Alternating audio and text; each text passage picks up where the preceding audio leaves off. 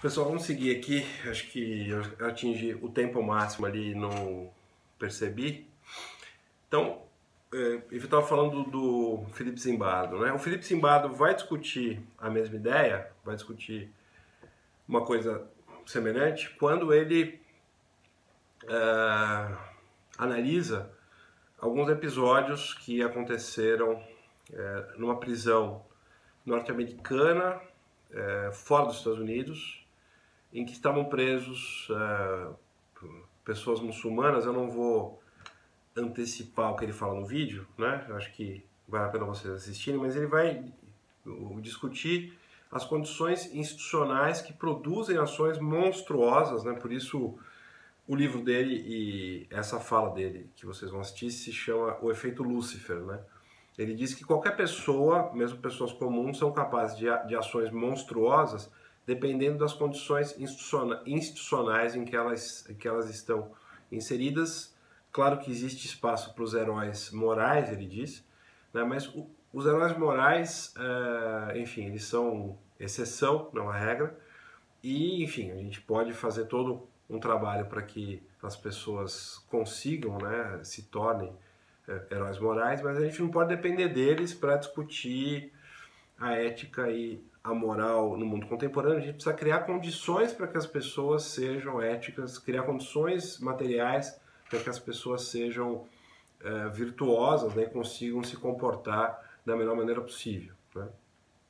Esse pensamento, essa discussão, então ele começou num experimento que ele fez há muito tempo atrás, acho que na década de 70. Eu vou deixar também um vídeo para isso aqui. Ele fala disso no vídeo dele, mas tem vídeos específicos sobre experimento, sobre esse experimento, que é o experimento da prisão de Stanford, né? Ele era professor de psicologia na universidade e ele resolveu simular uma prisão dentro da universidade com alunos e alunas, né? Acho que eram só homens nesse caso. Então ele pegou um corredor enfim, da universidade, que podia ser um desses nossos corredores aqui, transformou as salas em celas, né, enfim, uma cenografia bastante realista, e contratou estudantes para participar daquela experiência, né, deu uma ajuda de custo para os estudantes que quisessem participar, colocou um cartaz na universidade, e aí ele sorteou alguns estudantes para serem carcereiros e outros para serem presos de forma aleatória. Vejam, provavelmente esse experimento não passaria hoje em nenhuma comissão de ética, né, porque é um sofrimento que gerou bastante sofrimento para os alunos. Mas enfim, eram todos estudantes universitários, estavam ali, enfim, naquele experimento. E é muito impressionante de ver como em pouquíssimos dias, enfim, aí é a visão dele, né, do fenômeno, a situação de cadeia produz comportamentos muito parecidos com o que a gente vê nas cadeias contemporâneas, inclusive com humilhação dos presos, violência verbal, violência física, abusos sexuais acontecendo, não necessariamente, né, enfim, com o ato sexual, mas atos de conotação sexual para humilhar as pessoas acontecem. E também aconteceram no experimento dele que ele fez, acontecem, enfim, atualmente, também aconteceram nessa prisão norte-americana, por isso que ele faz o paralelo entre as duas. Então, ele também está dizendo que existem condições sociais, quer dizer, que é importante pensar nas instituições, no modo como as instituições estão organizadas, para se pensar se a liberdade é possível de ser exercitada ou não. Quer dizer, não adianta pensar só em termos de consciência individual, né? Eu posso ter a consciência individual do que é certo e do que é errado, mas não posso ter as condições institucionais mais adequadas para conseguir agir de acordo com essa consciência ou de acordo com uma regra que eu considere objetiva, né? Essa mesma discussão, de uma outra maneira, também é colocada, se vocês estudaram separação de poderes no direito constitucional, né? A teoria do Montesquieu, originalmente, é uma teoria que embute, né, o que está inserida numa discussão ética nesse sentido, né? O que Montesquieu diz é o seguinte: ó, não adianta a gente pensar o exercício do poder como uma mera questão de virtude individual. Eu preciso ter um desenho dos poderes em que um controle o outro, né? Em que um faça o controle do outro para que seja possível então falar de enfim, para que então o Estado possa agir da melhor maneira possível. Eu não posso confiar no indivíduo, né? na virtude do indivíduo isolado, né? Na sua consciência. Eu preciso ter mecanismos de vigilância e de controle para que o Estado haja da melhor forma possível. Isso é um tema, quer dizer, é uma discussão interessante para se fazer quando se fala de corrupção também, né? Será que corrupção é uma questão de consciência ou é uma questão de facilidade, de um espaço, né, sem nenhum controle, né? Porque, veja, se uma pessoa tem muito poder, ela manipula com muito dinheiro, ela lida com muito dinheiro, e ninguém está olhando, ninguém está vigiando, ninguém está fiscalizando, né? O espaço para a tentação de ser corrupto, né, evidentemente, se torna maior do que se eu tiver um ambiente controlado, que as pessoas têm que prestar contas para outras, em que há, enfim, mecanismos de controle das suas ações, fiscalizações periódicas, etc. Então, para fechar a exposição de hoje, né, ou esse momento da nossa exposição, o que eu disse aqui foi, então, quer dizer, que vejam, então, primeiro ponto, né, é interessante pensar a ética como um fenômeno histórico, né, então eu estou pensando, por isso que eu trouxe o Weber logo no começo. Enfim, nós estamos pensando na ética nesse contexto histórico de modernidade, né? Segundo ponto, então, enfim, que produz um sujeito que é livre nesse sentido, que ele é obrigado a ser livre. Não tem mais as referências, enfim, metafísicas, religiosas, né, metafísicas, para além do mundo físico, né? Ele tem que dar sentido para a sua própria vida, ele tem que dar sentido a partir da sua vontade, e as teorias éticas do Kant, do Stuart Mill, a teoria do cuidado e também a teoria da ética do discurso vão trabalhar com essa ideia, né? É o homem que dá sentido para a sua própria existência. Mas eu disse para vocês, em segundo lugar, enfim, né? Em segundo lugar, eu disse o seguinte: olha, existem visões ainda contemporâneas que negam a própria ideia de liberdade, que negam que seja possível agir de maneira livre. Sociologismo e biologismo em versões diferentes, né? São dois modos de ver a liberdade que simplesmente negam a ética, né? Se eu disser que o ser humano é simplesmente movido pelos seus instintos biológicos, eu não vou ter espaço de exercer liberdade, né? É aquela desculpa que o homem que trai muito às vezes usa. Olha, não, é mais forte do que eu, né? Sabe como é que é? Não é culpa minha, né? Eu sou um animal como o tigre, como o leão, dominante, então eu preciso dessas várias parceiras, etc.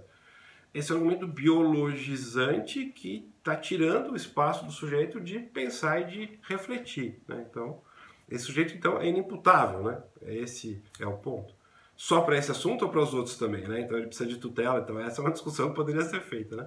Então ele precisa de tutela para tudo, né? Ou só para essas questões, mas enfim, isso é um outro problema. Mas esse tipo de raciocínio que eu estou falando, e também raciocínios sociologizantes, né? O que vão dizer que as regras sociais acabam determinando tanto o comportamento dos, enfim, do sujeito, que desaparece o espaço, completamente o espaço de reflexão para ele decidir o que ele deve e o que ele não deve fazer. É uma espécie de joguete na mão das regras sociais. Então essas duas visões a gente vai deixar um pouco de lado, porque senão a gente vai ter que dar um curso sobre isso e não sobre a ética, porque justamente elas dizem que a ética, nesse sentido que eu estou colocando, não faz nenhum sentido, né? E aí, uma segunda problematização, ou um outro aspecto do problema da liberdade, é a questão se a liberdade é uma questão estritamente da consciência individual, subjetiva, né, ou se ela depende do todo social, da maneira como a sociedade está organizada, e também, mais especificamente, de como as várias instituições estão organizadas, né? se eu estou com fome, se eu estou o tempo todo pressionado por sobreviver, qual é o espaço que eu tenho para deliberar sobre assuntos éticos e refletir sobre a vida e dar sentido para a minha própria vida, né? Se eu estou numa instituição que me deixa, né, como no caso do Felipe Zimbardo, né, sem nenhuma vigilância, com muito poder na mão, qual é o, né, eu posso abusar desse poder, como os guardas, os carcereiros abusaram do seu poder naquele contexto que vocês vão ver no vídeo, né? Então, esse é um outro aspecto importante. Não dá para falar da liberdade sem falar também de como a sociedade está organizada, né, de como, quais são as regras que presidem a nossa vida.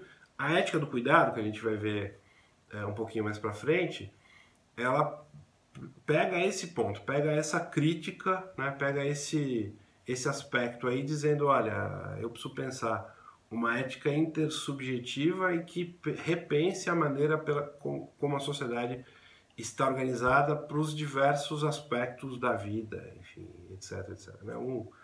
Um exemplo simples, mais um exemplo, né, para reforçar essa ideia, veja, que é um exemplo, por exemplo, que enfim, tem uma jurista, né, que escreveu sobre a ética do cuidado, chama Martha Minow, né, ela escreveu um livro chamado Making All the Differences, fazendo todas as diferenças, né? E esse livro é sobre o sistema de saúde, enfim, sobre discussões relativas à saúde. Então ele diz o seguinte, olha, como é que a gente lida com uma pessoa que tem dificuldade, por exemplo, enfim, precisa da linguagem de sinais para assistir a aula, né? Uma pessoa que seja, enfim, surda-muda, digamos assim. Então, veja, eu vou então colocar um intérprete para traduzir as aulas para ela, todas as aulas, ou eu posso usar uma outra estratégia que é ensinar para a sala toda a falar a linguagem de sinais, né? E aí eu consigo que o ambiente seja modificado e aquela pessoa seja acolhida de uma outra maneira, né? Eu deixo de olhar aquela pessoa como um deficiente, entre aspas, né? E passo a ver ela como parte daquele grupo e que tem uma dificuldade específica. Todo mundo tem as suas dificuldades, né?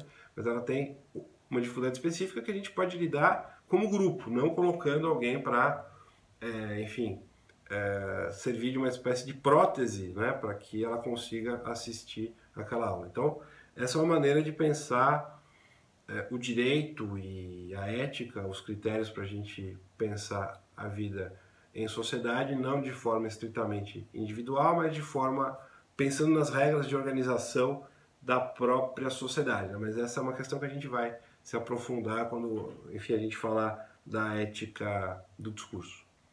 Tudo bem? Então, esses 3 pontos que a gente discutiu hoje, espero que tenham ficado claros. Aí vocês assistam os vídeos, etc. A gente segue enfim, na próxima aula a partir daqui. De novo, lembrando, né?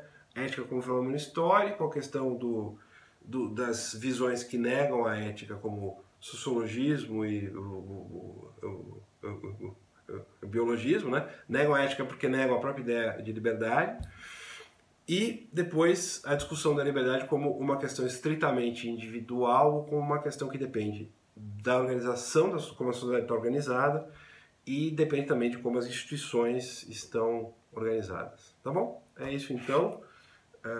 Espero que esteja todo mundo bem nesse momento difícil para, né, o mundo inteiro, mas vamos seguindo aqui, conversando pela via remota. Se tiverem dúvidas, também postem aqui no fórum de dúvidas, e a gente vai, enfim, nos encaminhando aí nas próximas semanas. Eu espero que a gente já esteja de volta nas aulas presenciais para a gente fazer a primeira tarefa relativa ao texto do Stuart Mill, né? Então aí agora a gente vai, né, o próximo momento é o momento das visões da ética, e eu volto a isso no próximo vídeo, né? Mas o ponto de ligação é o seguinte, quer ver? Nós vamos discutir a partir da próxima aula, então, quais são os critérios, né, para se pensar como para se dizer que uma ação é eticamente correta ou eticamente equivocada, né?